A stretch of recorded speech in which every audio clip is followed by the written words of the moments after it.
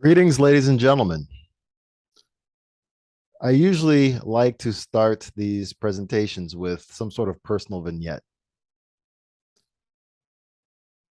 Honestly, trying to think of a personal vignette to describe waste management is not the easiest thing to do. So today, I'm thinking it might be a better idea to try to put this into a larger context of just trying to adjust to living in a different country. Recently, I was talking to one of my colleagues and I asked him about some difficulties he had when he had to move to Japan. One of the first things he mentioned was trying to figure out how to throw away garbage, waste management.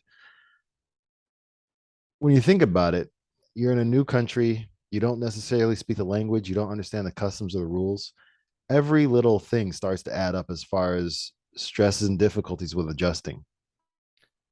I prepared this video hoping to try to reduce some of that apprehension and some of that difficulty when it comes to moving to a new place. I've personally had trouble with waste management. Some of my neighbors asked me for advice on how to solve waste management questions. This video should help a little bit with my friends and colleagues who live in Nagasaki. And I'm going to guess, while it might not be identical all over the Japan, you'll probably find similar patterns in other regions in Japan. And for all I know, this might be the same waste management strategy they have throughout the country. So let's get started.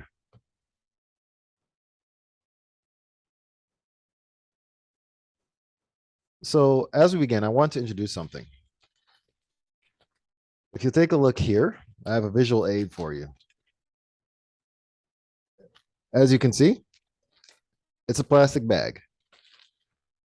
The plastic bag you'll be using to dispose of most of your waste will look very similar to this one. This one, if you'll notice, has green lettering on it. That's your recycles. I don't have a red bag handy with me at the moment, but if you find a red bag, if you go to the local store, you can go to any of the grocery stores, you'll be able to find bags just like this one with different color letters on them. The red bags are the ones you'll probably be using the most. That's for your burnable waste. So your burnable waste includes, as you'll notice on the right side of this screen, waste paper,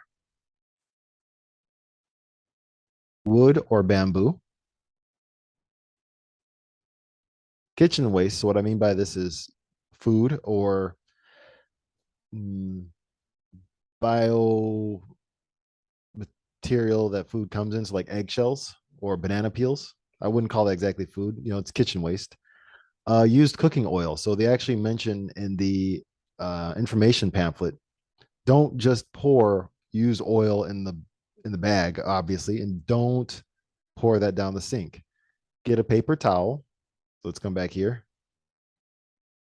Remember this guy? Waste paper. Get some of that waste paper. Get a paper towel.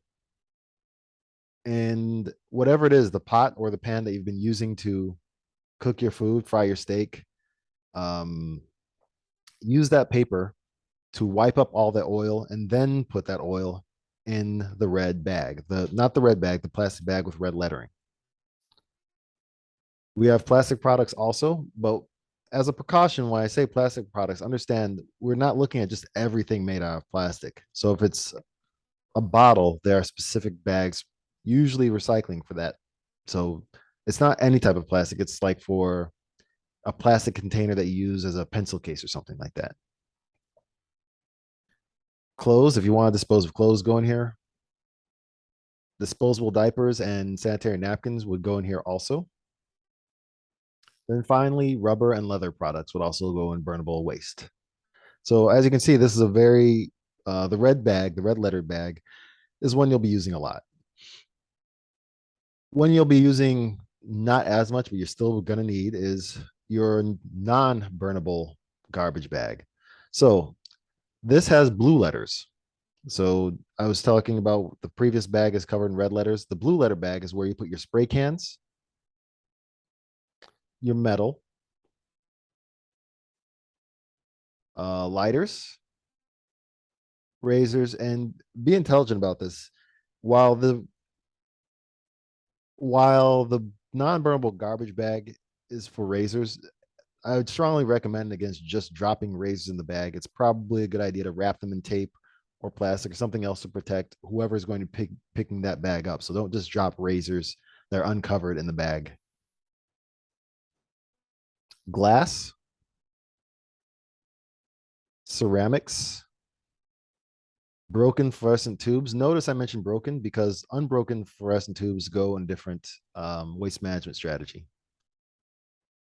And finally, small, notice a small electrical appliances. So like your rice cooker or blender, something like that. So let's move on to the yellow plastic.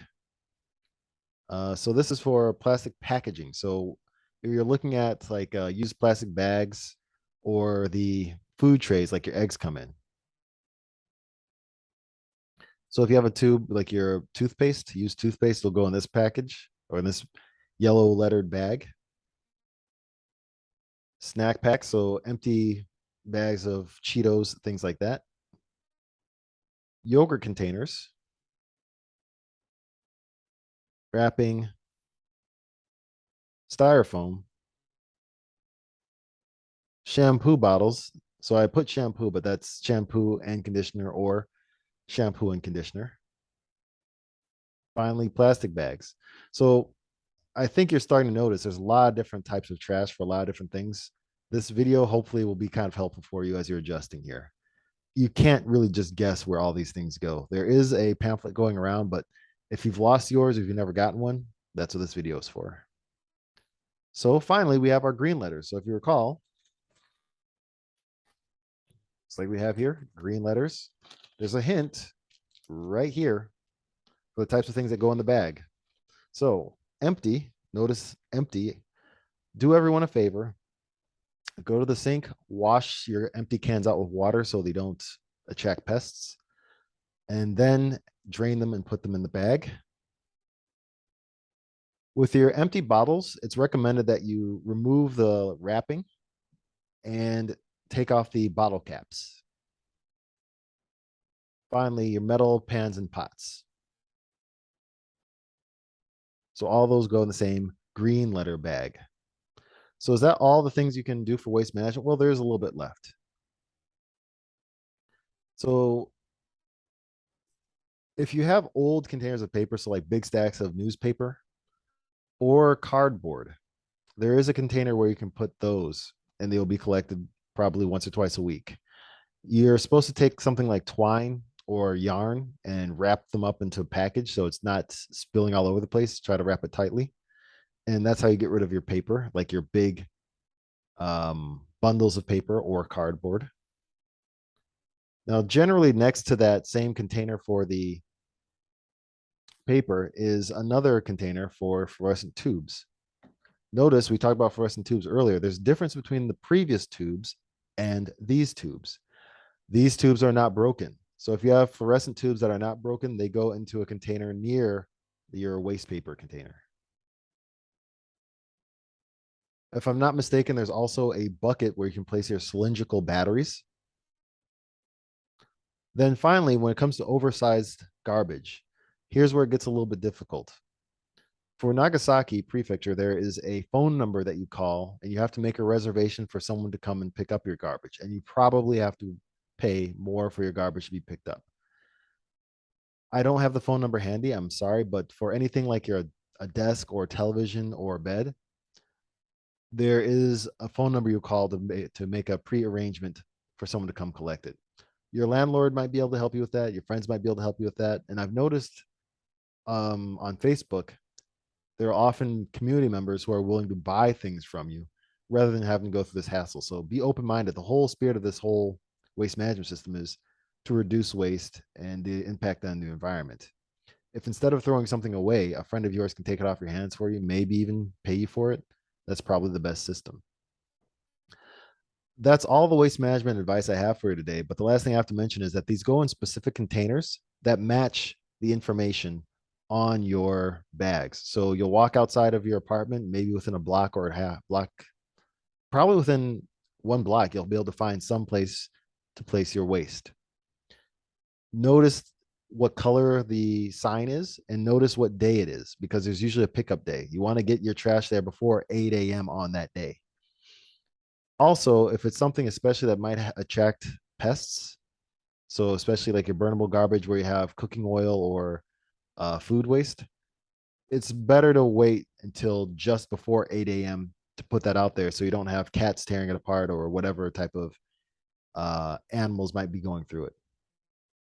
So that's all I have for you today, guys. Thank you very much for watching. Please click like, subscribe, and comment if there's anything I made as a mistake. If you have any questions, if there's any way I can help, don't hesitate to ask. I will see you again soon.